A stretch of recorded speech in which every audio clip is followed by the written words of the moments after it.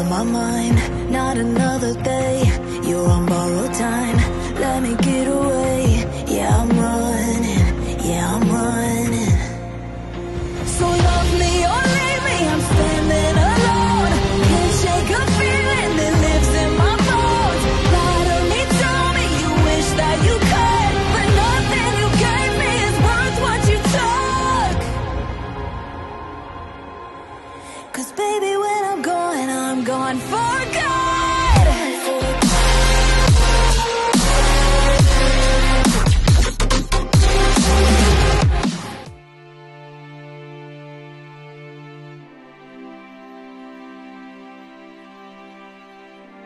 Melanjutkan dari kisah sebelumnya. Sebelumnya Swan King dan Master Virtual Su sudah mengetahui keberadaan Xiaoyan di dunia Sanhai. Sesuai dengan pengaturanmu, tetapi kalau tidak berhasil, aku akan membunuhmu. Master Virtual Su menatap Swan King, matanya memancarkan niat membunuh. Namun terlihat betapa dia menganggap urusan ini sangat penting. Swan King mengangguk hormat sambil menggenggam tangan penuh rasa hormat lalu perlahan mundur. Setelah Swan King pergi, Master Virtual Su menggerakkan jarinya dan sesaat kemudian, dua sosok bayangan hitam muncul dan bergabung. Segera Master Virtual Su tersenyum tipis. "Ada perintah apa?" tanya salah satu bayangan hitam itu. "Tian Luolan sudah mati." Master Virtual Su langsung berkata tanpa basa-basi. "Telah mati? Dibunuh oleh siapa?" Suara lain terdengar dengan nada mengerikan. Awalnya ada 3 suara yang datang, namun sekarang hanya tersisa 2. Kalian pasti sudah bisa menebaknya. Master Virtual Su tidak menyebut nama secara gamblang, melainkan memberi isyarat kepada kedua sosok itu. Apa ini perbuatan yang mulia Sensi?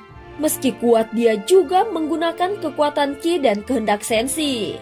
Suara itu terdengar tidak ragu, dan yang berbicara saat ini adalah Yao Nantian, tetapi itu hanya sekedar teknik penyamaran. Jadi wujudnya tidak bisa ditampakkan, hanya bisa menyampaikan suara. Apa mungkin yang mulia Sensi pergi ke dunia Sanhai?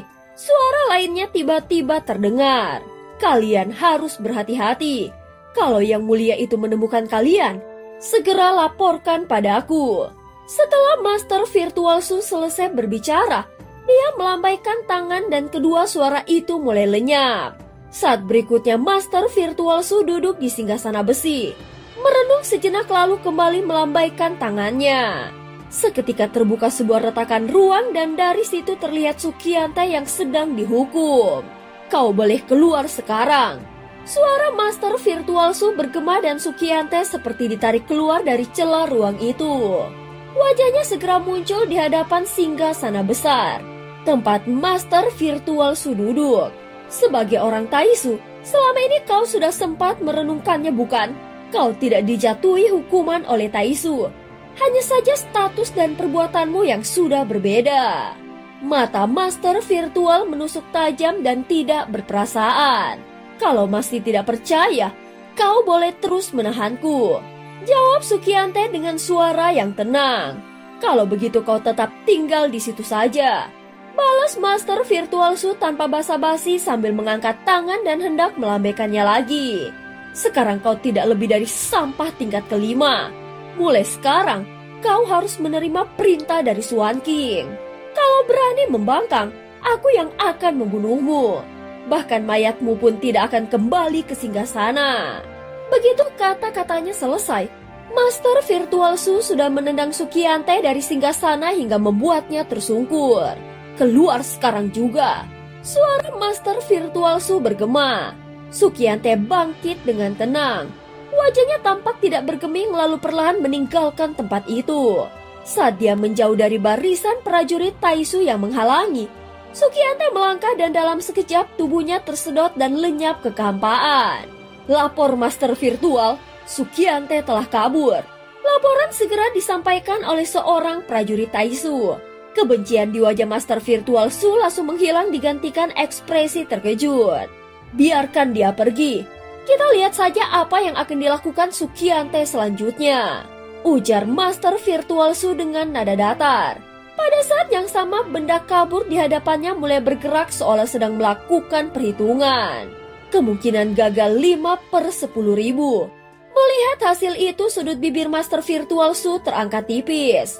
Membiarkannya di sini tidak ada gunanya. Melepaskannya justru lebih menguntungkan, pikir Master Virtual Su dalam hati. Sepertinya dia akan mencari reinkarnasi dari yang mulia itu. Apapun yang dia lakukan pada akhirnya akan menguntungkan Taisu.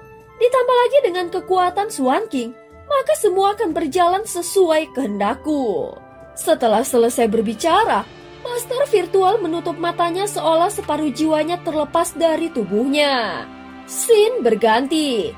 Pada saat ini di wilayah Ras Naga di bawah pimpinan Bao-Bao, Xiaoyan dan Longyang tiba di sebuah tempat yang disebut platform pemutus naga.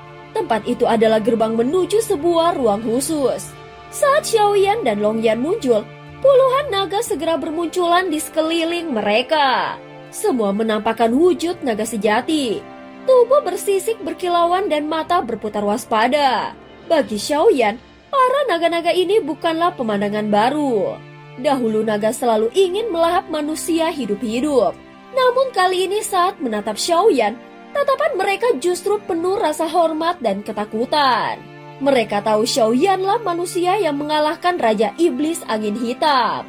Baru kali ini mereka memahami mengapa Raja Naga Xuan Huang bersikap begitu sopan dan menghormatinya. Di hadapan kekuatan mutlak, perbedaan ras menjadi tidak berarti. Yang mereka tahu bahkan manusia di hadapan mereka ini bukanlah manusia biasa. Bisikan-bisikan pelan terdengar di antara para naga. Namun suara rendah malah terdengar seperti gemuruh petir yang tertahan. Manusia tidak mungkin bisa menahan teknik pemutus tubuh naga. Mereka berbicara menggunakan bahasa naga dan Longyang segera menerjemahkannya.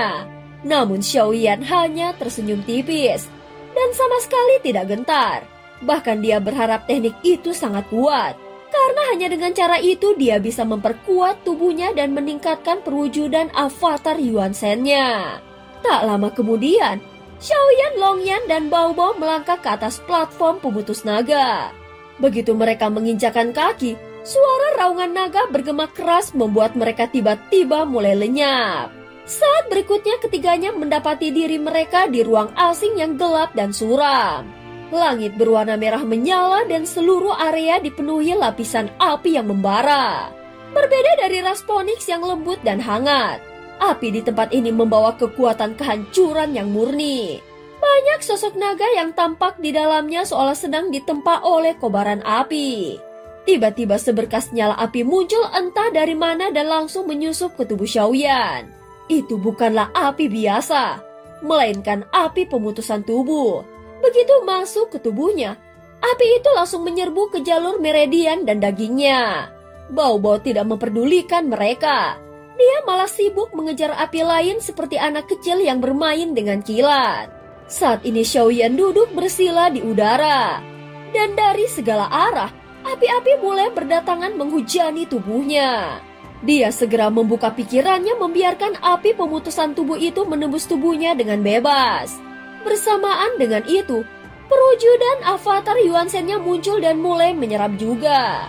Namun api yang datang terlalu lambat sehingga Xiaoyan pun mengerahkan kekuatan pemanggilan apinya dan memanggil ribuan lidah api secara sekaligus.